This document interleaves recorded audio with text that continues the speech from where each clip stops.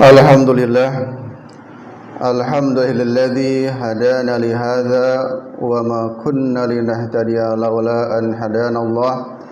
Asyhadu an la ilaha illallah wahdahu la syarikalah wa asyhadu anna sayyidina Muhammadan abduhu wa rasuluh sallallahu alaihi sayyidina Muhammadin wa ala alihi wa ashabihi ajmain. Amma ba'd, fa ya ayyuhal hadirun ittaqullaha haqqa tuqatih wa la tamutunna illa wa antum muslimun. Wa qala ta'ala fi kitabil karim, a'udzu billahi minasy syaithanir rajim.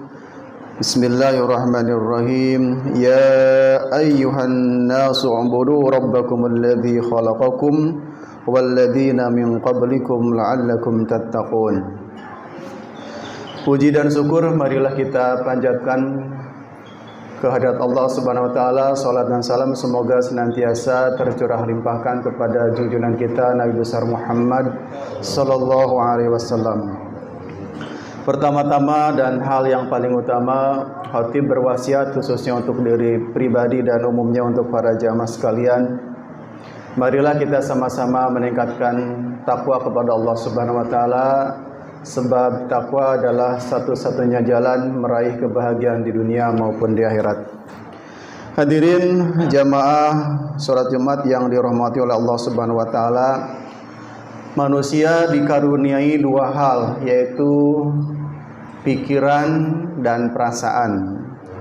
Pikiran itu fungsinya adalah fungsi logis, yang salah satu manfaatnya kalau kita gunakan untuk permasalahan agama adalah untuk bertafakur, untuk merenungi ciptaan-ciptaan Allah, untuk memahami kreasi-kreasi Allah Subhanahu wa taala, yang suatu saat kita bisa sampai pada keyakinan bahwa ada Allah yang menciptakan langit dan bumi dan mengatur semuanya. Sementara itu perasaan itu menurut para ahli psikolog itu disebutkan berfungsi diantaranya adalah memberikan informasi, kemudian mengatur perilaku kita, membantu membuat keputusan dan membantu bertahan hidup. Contoh memberi informasi seperti apa? Kita sedih itu informasi bahwa kita telah kehilangan sesuatu atau hal yang kita cita-citakan tidak tercapai, itu sedih. Kemudian bahagia itu juga adalah informasi bahwa kita sudah mendapatkan yang kita inginkan atau hal-hal yang kita dambakan kemudian menjadi kenyataan. Sementara marah itu juga adalah informasi, ada orang yang menyakiti kita, ada orang yang mengganggu kita, itu juga adalah informasi. Ini bukti bahwa perasaan itu mengandung informasi. Selain itu, perasaan berfungsi mengatur perilaku kita. Misalnya kalau kita tidak enak diperlakukan seperti ini oleh orang lain, maka kita pun tidak boleh memperlakukan orang lain seperti kita tidak suka diperlakukan oleh orang lain. Hadirin jemaah rahimakumullah, perasaan ini menjadi sangat penting untuk menentukan kadar kebahagiaan seseorang. Ada di dunia ini, misalnya kita pernah melihat dalam sebuah tayangan di YouTube, ada seorang pengendara ojek online yang dari pagi dia narik, kemudian dalam keadaan sepi, tiba-tiba di pinggir jalan dia menemukan sebuah meja dengan tulisan makanan ini gratis. Sehingga dengan bahagianya ojek online ini kemudian mengambil makanan itu dan bersujud syukur. Padahal di satu sisi yang lain, ada orang yang dikasih makanan tiap hari secara gratis di kantornya, dia tidak bersyukur dengan apa yang dia miliki. Kadang-kadang makanannya dia tidak makan, dibuang-buang karena merasa bahwa makanan itu tidak cocok dengan lidahnya.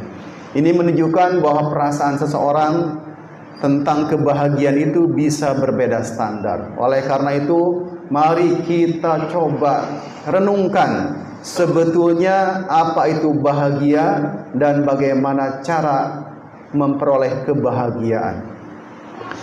Hadirin jamaah salat Jumat rahimakumullah, ada di dunia ini ada orang-orang yang disakiti, ada orang yang dizolimi, ada orang yang tidak diperlakukan adil, tetapi karena hatinya bersih, hatinya senantiasa digunakan untuk bertaqarrub, hatinya senantiasa digunakan untuk mendekat kepada Allah Subhanahu wa taala, maka kekecewaan apapun, kemarahan apapun, kedongkolan apapun, kesedihan apapun tidak merubah dirinya menjadi pribadi yang senantiasa bersyukur, yang senantiasa berbahagia dengan kehendak Allah Subhanahu wa taala.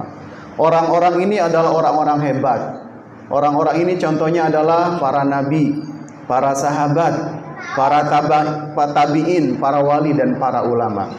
Sebagai contoh misalnya dalam kisah Fathu Mekah atau penaklukan kota Mekah, Nabi kita itu dalam perjuangannya menjalankan dakwah, kesehariannya, kehidupannya pasti dirundung orang, dibenci orang, diolok-olok orang. Bahkan sahabat-sahabat yang dicintai beliau itu sampai dibunuh di medan perang. Tetapi ketika terjadi Fathu Mekah dan Nabi kita, Nabi besar Muhammad SAW berhasil menaklukkan kota Mekah menjadi pemenang tunggal, beliau dengan mudahnya memberikan maaf kepada tokoh-tokoh, kepada orang-orang yang menyakiti bahkan melakukan pembantaian kepada kaum muslimin.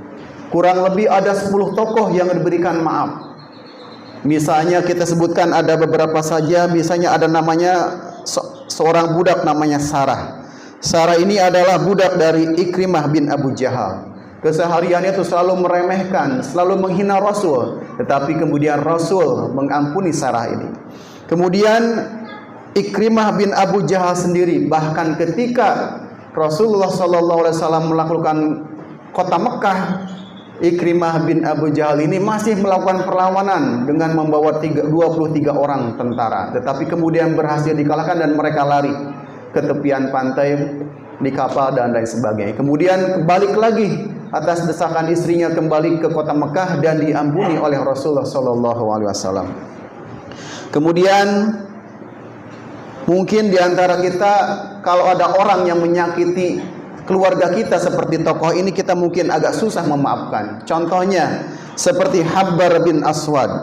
Habbar bin Aswad ini adalah kaum kafir Quraisy yang pernah menyelakai putri Rasulullah SAW itu Zainab. Ketika Zainab menunggangi unta menuju dari Mekah ke Madinah, untanya ditusuk oleh Habbar bin Aswad ini sampai terjatuh. Waktu itu putri Nabi Muhammad SAW ini sedang dalam keadaan hamil sampai keguguran. Dan ini kemudian Habbar bin Aswad ini menghadap Rasul pada saat Fathu Mekah, kemudian diampuni juga oleh Rasulullah SAW. Kemudian yang paling terkenal adalah Wahsy. Wahsy ini adalah orang yang melemparkan tombak pada peperangan Uhud sampai terbunuhnya paman Nabi Muhammad SAW yaitu Hamzah. Kemudian paman Nabi ini disiksa, dimutilasi. Mungkin kalau ini terjadi kepada keluarga kita, kita juga akan susah memaafkan. Bahkan sampai ada seorang ahli sejarah mengatakan bahwa kepribadian atau keagungan Nabi besar Muhammad SAW itu terbukti nyata ketika memaafkan Wahsy yang nyata-nyata membunuh paman Nabi yang paling dicintai. Ini bukti bahwa Nabi kita ini memiliki hati yang sangat bersih, yang begitu mudah memaafkan. Contoh berikutnya adalah di kalangan ulama kita ada sosok besar seperti Buya Hamka. Buya Hamka ini ketika zaman Orde Lama pernah berseteru dengan pimpinan atau dengan pemimpin Orde Lama waktu itu sehingga beliau dipenjara. Apa kata-kata beliau? Beliau mengatakan, saya bersyukur bisa di penjara ini, karena di penjara ini saya bisa menyelesaikan kitab mendekat kepada Allah Subhanahu wa taala, dan beliau di akhir ini berhasil menyusun kitab di balik jeruji penjara namanya Kitab Al-Azhar. Sampai sekarang namanya diabadikan menjadi sebuah yayasan besar di kota Jakarta. Kitab Al-Azhar, kitab yang diselesaikan di balik jeruji penjara. Itulah contoh bagaimana orang-orang yang bisa memaafkan, hatinya tidak berubah, tetap bersyukur dan tetap bahagia lillahi ta'ala. Lalu hadirin jamaah yang dirahmati oleh Allah Subhanahu wa taala, lalu apa rahasia ada begitu orang-orang hebat yang hatinya tetap bersyukur dan bahagia. Rahasianya ini adalah termaktub dalam sebuah surat yang sering kita dengar, ya, surat Al-A'la. Bismillahirrahmanirrahim. Qad aflaha man tazakka wa dzakara asma rabbih fasalla. Sungguh beruntung orang yang mensucikan dirinya, bisa dengan istighfar atau bisa dengan perbuatan-perbuatan menghindari maksiat, dan kemudian mengingat Tuhannya lalu dia salat. Qad aflaha man tazakka wa dzakara asma rabbih fasalla. Jadi kalau kita ingin menjadi pribadi yang selalu bahagia, pribadi yang selalu bersyukur, pribadi yang mudah memaafkan, tidak diiringi nafsu dendam, maka perbanyaklah istighfar dan perbanyaklah salat. Karena kata kuncinya kalau kita sering beristighfar, maka hati kita itu satu akan semakin bersih.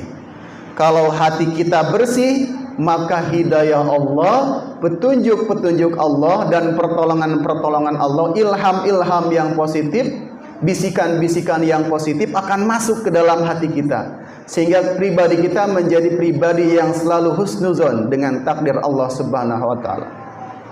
Kemudian ketika kita sudah mendapatkan hati yang bersih, kemudian datang hidayah Allah dan petunjuk Allah, maka yang ketiga kita akan mendapatkan ketenangan. Ketenangan kenapa? Karena yakin bahwa di balik semua musibah, di balik semua hinaan, di balik semua caci makian orang kepada kita, maka di situ ada kebahagiaan yang disembunyikan oleh Allah Subhanahu wa taala. Kemarin kita sudah menemukan buktinya. Ada seorang pedagang yang kemudian mungkin tidak sengaja diolok-olok, dan akhirnya apa yang terjadi? Rizki berlimpah datang kepada tokoh ini, mendapatkan uang yang cukup banyak, bisa umroh dan mendapatkan mobil. Tentu saja ini adalah hal-hal yang perlu kita contoh. Jadi kalau ada musibah, kalau kita dihina orang, kalau kita dicaci maki orang, maka tetap bersabar, bersyukur, dan kemudian insya Allah hati kita juga bisa memaafkan, sehingga hati kita bisa menjadi lebih tenang dan yakin di balik itu ada keindahan yang disembunyikan oleh Allah Subhanahu wa taala untuk kita semua. Dan hal ini juga ditekankan dalam surat Al-Baqarah ayat 45, wasta'inu bisabri wasolah, meminta tolonglah dengan sabar dan solat. Jadi ketika ditimpa musibah, istighfar, tetap sabar, dan kemudian perbanyak solat. Insya Allah akan ada kebahagiaan yang datang untuk kita semua. Amin ya Allah ya Rabbal Alamin. Hadirin, intinya mari kita perbanyak beristighfar, mensucikan diri, bersabar, dan memperbanyak sholat. Karena kita tidak pernah tahu kapan ujian, kapan cobaan, kapan hinaan, kapan cacian orang itu datang. Oleh karena itu, mari kita senantiasa perbaiki diri, perbersih diri dengan istighfar, sabar, dan sholat.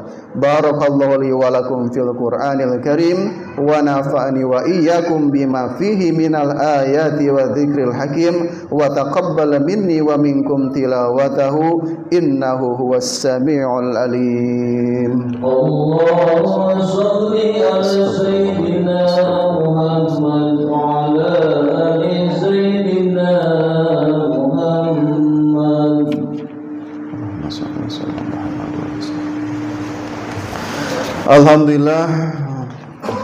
Alhamdulillah wassalatu wassalamu ala Rasulillah wa ala alihi wa sahbihi wa man tabi'ahu ila yaumil qiyamah. Asyhadu an la ilaha illallah wa asyhadu anna Muhammadar Rasulullah. Amma ba'd. Fa ya ibadallah, ittaqul haqqa tuqatih wa la tamutunna illa wa antum muslimun. A'udzu billahi minasyaitonir rajim. Bismillahirrahmanirrahim. Innallaha wa malaikatahu yusholluna 'alan nabi. Ya ayyuhalladzina amanu shallu 'alaihi wa sallimu taslima. Allahumma shalli wa sallim wa barik, amin. Allahumma ighfir lil muslimina wal muslimat wal mu'minina wal mu'minat al ahya'i minhum wal amwat إنك سميع قريب مجيب الدعوات وقاضي الحاجات ربنا آتنا في الدنيا حسنة وفي الآخرة حسنة وقنا عذاب النار سبحان ربك رب العزة عما يصفون والسلام على المرسلين والحمد لله رب العالمين عباد الله إن الله يأمر بالعدل والإحسان وإيتاء ذي القربى وينهى عن الفحشاء والمنكر والبغي يعظكم لعلكم تذكرون ولذكر الله أكبر أستغفر الله لي ولكم